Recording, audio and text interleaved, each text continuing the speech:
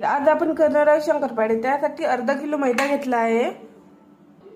नंतर 2 चमच ओवा टाकायचा। नंतर 2 चमच तीळ टाकायची। 1 चमच जिरं घ्यायचं। नंतर 2 चमच तिखट टाकायचं। 1 चमच मीठ टाकायचं।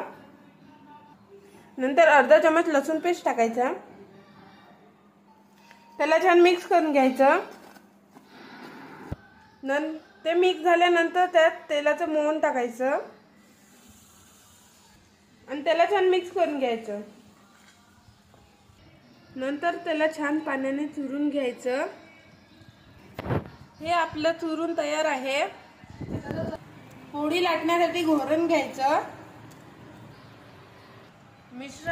मिश्रणाची पाती करून घ्यायची। त्याला छान घोरण लावून लाटून घ्यायची। हे आपली पाती तयार आहे। नंतर त्याला उभे आडवे कापून घ्यायचं। हे आपलं कापून तयार आहे। त्यानंतर त्याला तळून घ्यायचं।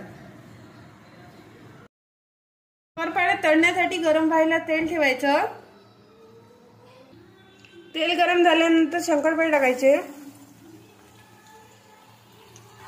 त्याला छान तळायचं। ब्राऊन होतपर्यंत छान तळून घ्यायचं। हे आपले शंकरपाळे तयार झाले आहे।